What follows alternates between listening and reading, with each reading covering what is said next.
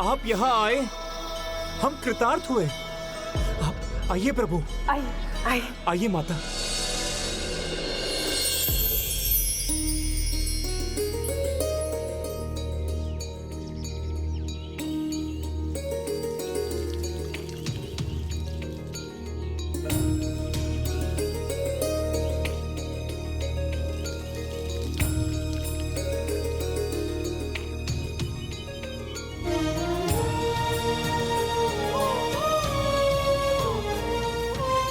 माता,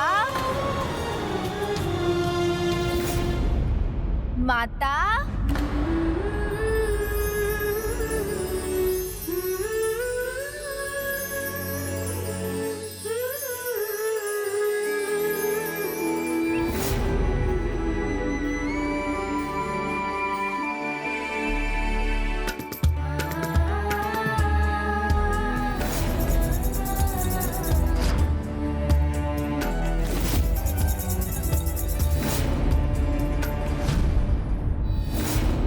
इस प्रकार समय बीतता गया और देवी पार्वती त्रिसंध्या क्षेत्र में प्रभु महागणाधिपति जी के जन्म की प्रतीक्षा में व्याकुल हो रही थी।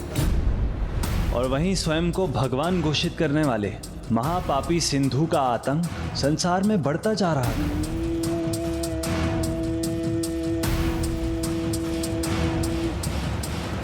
हे ऋषि, चलो झुको भगवान सिंधु के सामने।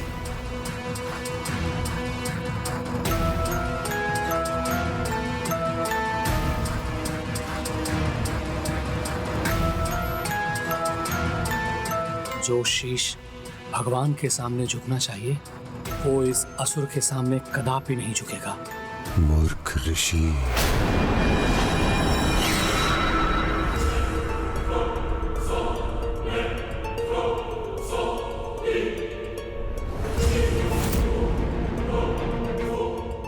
मुझ पर विश्वास तभी होगा जब तुम्हारी सांस रोकूंगा।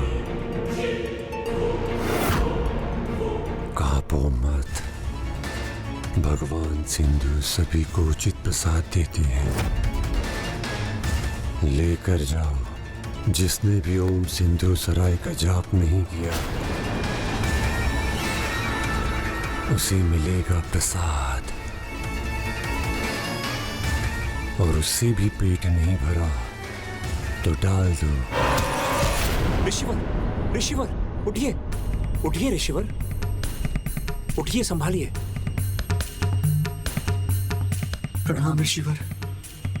ऋषिवर, आपको उस दुष्ट के आतंक से मुक्ति मिल गई। हाँ गुरुदेव, और दंड भी, शेष जीवन त्रिसंध्या क्षेत्र में बिताने का दंड। प्रभु महादेव और माता पार्वती के आगमन से त्रिसंध्या क्षेत्र भी स्वर्ग समान हो गया है। आप यहाँ सर्वथा सुरक्षित हैं।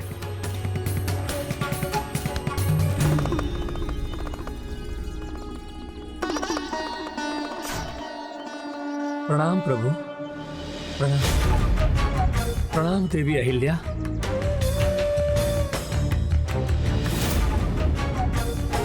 यह अवश्य उस सिंधु के दुष्टता का परिणाम है। स्वामी, कब तक धरतीवासियों को उस दुष्ट सिंधु का आतंक सहन करना होगा? कब आएंगे हमारे रक्षक हम सबकी रक्षा करने के लिए? माता, प्रभु परम श्री कृष्ण ने मुझे यही आशीष दिया था कि मेरे त्रिसंध्या क्षेत्र आने पर स्वयं परम ब्रह्म महागणाधिपति मेरे पुत्र के रूप में आएंगे और वो सिंधु का आतंक ही नहीं उसका भी अंत करेंगे। किंतु इतना समय हो गया, पता नहीं प्रभु के मन में क्या है, वो अपना ये आशीष कैसे पूर्ण करेंगे।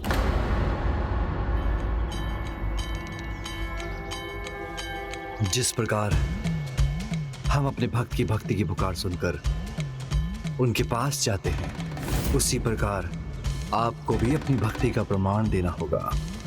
किंतु प्रभु, तब तो उस असुर को यह समाचार भी मिल जाएगा कि हम अपने प्रभु के आह्वान के लिए पूजा यज्ञ आदि कर रहे हैं, और वो अवश्य यहाँ आ जाएगा। ऐसा नहीं होगा ऋषिवर, क्योंकि देवी पार्वती परम ब्रह्म महागणाधिपति जी के एकाक्षर मंत्र का जाप कर उनकी पूजा करेंगी। एकाक्षर मंत्र के उच्चारण की शक्ति और उसके रहस्य को समझना देवताओं के लिए भी सरल नहीं। तो वो एक असुर कैसे संभव कर सकेगा?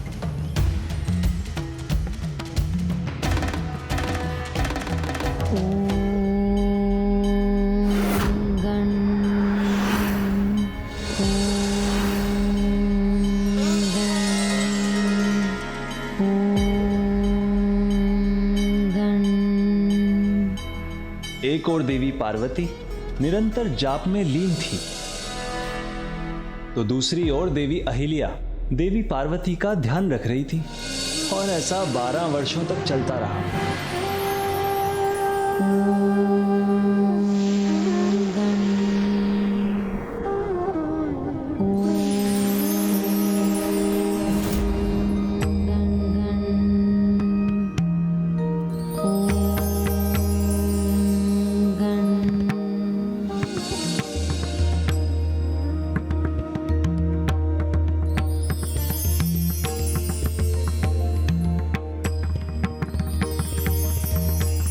माता, ये दिव्य प्रकाश इस बात का संकेत है कि आपका जाप सफल ही नहीं हुआ।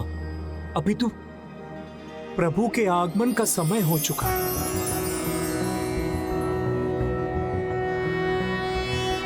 नमस्ते ब्रह्म रूपाय विष्णु रूपाय ते नमः। नमस्ते रुद्र रूपाय करि रूपाय ते नमः। विश्वरूप स्वरूपाय नमस्ते ब्रह्मचारिणे।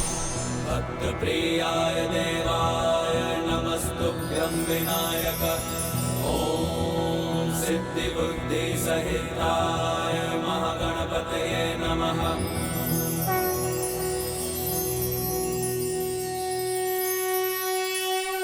हे परम ब्रह्म प्रभु महागणाधिपति जी, पार्वती का प्रणाम स्वीकार कीजिए।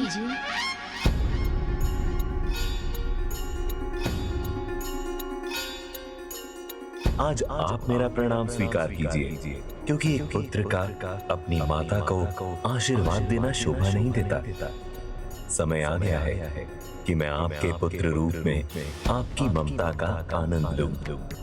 माता, अपने पुत्र से ये शब्द सुनने के लिए और कितनी प्रतीक्षा करवाएंगे प्रभु? आपकी प्रतीक्षा अब समाप्त होने वाली है। आने वाली भाद्रपद शुक्ल पक्ष की चतुर्थी की दोपहर में मैं आपके पुत्र के रूप में आऊंगा।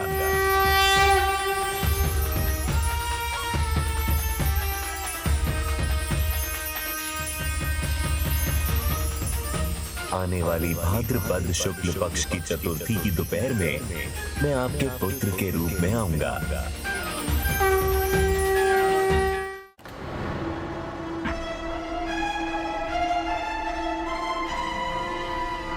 अस्वीकार है मुझे एक ढोंगी को नमन करना।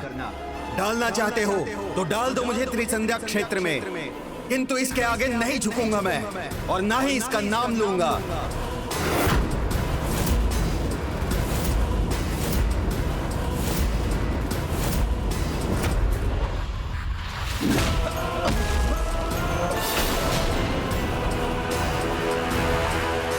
चाहे तुम कुछ भी कर लो, मैं नहीं झुकूंगा। नष्ट होगा, कष्ट मिलेगा तो भ्रम नष्ट होगा। जानोगे, मानोगे, भगवान मुझे।